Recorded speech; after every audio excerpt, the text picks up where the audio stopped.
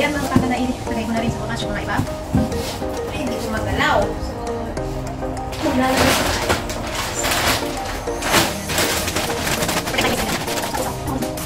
Masarap niya ako sa tambay. Kaya, itong 2 days na pagtambay. Kasi sobrang busy natin. Tignan nyo naman. Parang ako na nagato. Hindi ko yata maisarap. Kailangan natin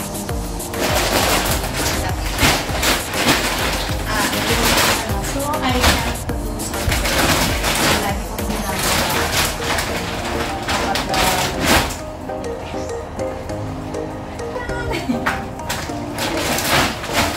Usually, para kwan. Pero yung iba, nailagay ko na. So, gagawin ko. Buksan natin ko. Ito is, siguro dalawang flat natin yan, guys. Para,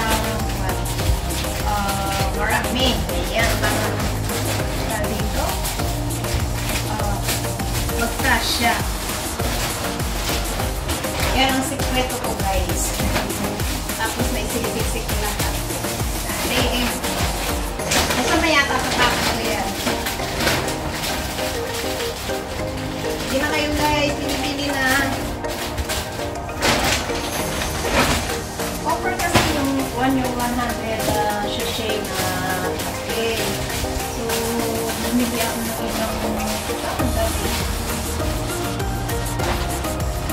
Hindi ba nilagay ko ng sa tiyan para ma-press. So, tignan nyo yung isa. Supposed to be, pag yung nilagay ko, dalawa lang may lalagay ko dito na. Pero, bawat ko niyan, bawat sulok, kailangan natin siksikan. Kasi alam niyo yung box natin, di ba, binabalik-baliktad yan para hindi siya aalog-alog. Ganyan.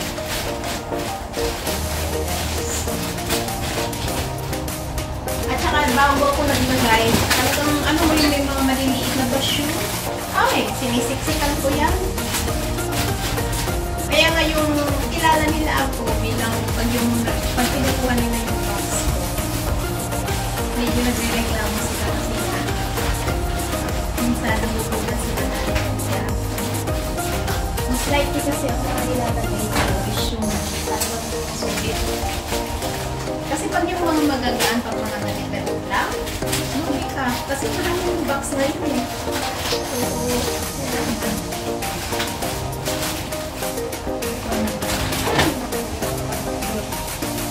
ayan, okay. Hindi ko makakasapos. Ang dami mga permission. Hawag pagod na pagod ako.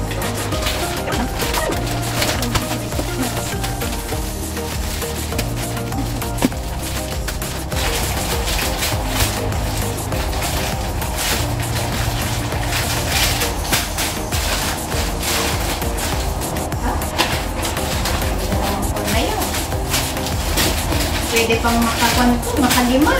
O, diba? Pero ini yung ganito. Ganyan o, ay, diba? Bakit kasi ito? Balti.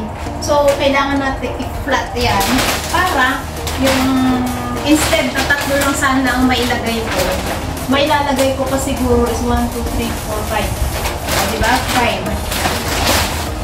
Ayos.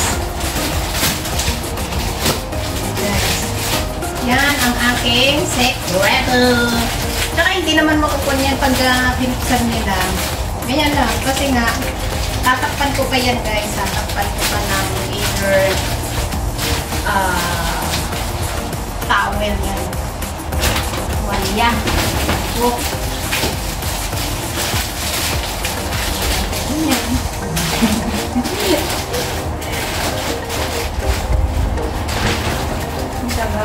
Kailangan tsaga lang talaga ang sa box. So, yan.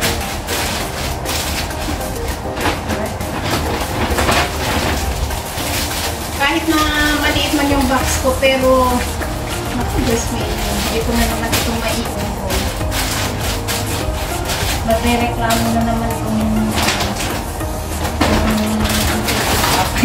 kilala na nila kasi ako.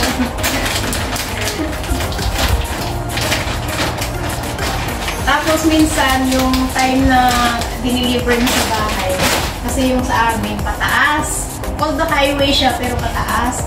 So yung mga punta, ito na naman, nahirapan sila.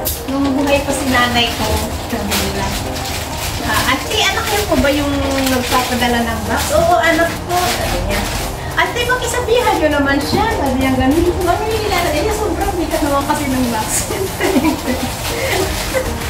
Kasi alam nyo guys, meron akong nilalagay na mantika sa loob. Oo. Tapos may technique ako kung paano. Then, tinuruan ko yung mga iba kong kaibigan. Diba? Tapos lagi akong humingi ng styro doon sa NTUC kasi kilala na nila ako doon sa supermarket. So, humingi na talaga ako kaysa bibili ako. Kasi pag bibili ka ng styro ko, $10 yun, yung gano'n, o ilagay ng kwan.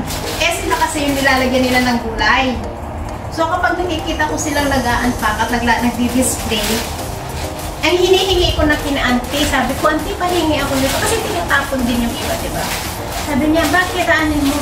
Ay, kailangan ko ng auntie. Oh, sure, sabi niya naman. Kaya lagi akong humihingi. Tapos, alam niyo kung ilang litro ang may lagay ko doon? 10 liters. Kasi dalawang mantika nilalagay ko. 5 liters each. Tapos, diba doon? Pero hindi yung buo ha, kasi yung space, hindi mo na makukuha. So, meron kang gagawin. So, kailangan ko talagang i-kuhan yun. Kung halimbawa, dalawang mantika. So, puputulin ko yung styro, tapos talagang siksik yun. Tapos, syempre, may mga basyo-basyo, diba? Ang ginagawa ko yung mga itong mga kape na to, sinisiksik ko sa loob. Kaya, and then, tinuruan ko rin yung kuhan, yung isang staff na Pinay. Sabi niya na dito, bakit nagpapadala ka ng mantika? Kasi mura yung ibang mantika dito, mura, diba? So, sabi ko, hindi ba na ako? Hindi, ate, sabi ko, ganun kasi matagal na ako nagpapadala. Ay, mga kaibigan ko, hindi nila alam na nagpapadala ako. So, sabi nila, anong ginagawa mo? Kaya sila din, ganun na rin ang ginagawa nila. Hindi siya nababasa for what day. Tapos talagang tinatag ko ng packing tape. Yun, talagang alam yun. Makon ako sa packing tape. Yan, magastos. Bali kung minsan ang nailalagay kong mantika, minsan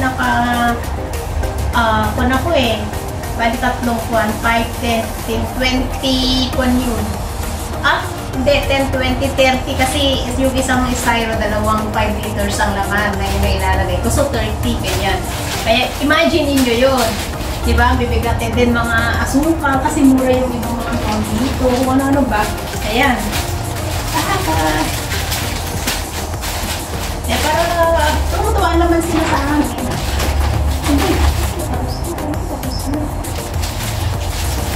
Tumutuwa sila. Kaya pag yung mga kaibigan ko pumupunta, binubuhat nila, hindi nila makuha kasi nga, ano nilagay mo ba? Diba? Kasi pag yung mga damit-damit lang, magaan so malulugi ka. Wala. Lalo yung mga luma, okay na. Luma, uwi. Malulugi ka talaga. So, better. Ito na lang. Ito, ganyan.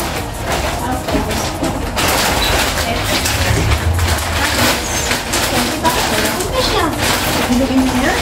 Tapos ito, kaapakan mo na. Kapakan ko na lang siya. Sealed with a kiss.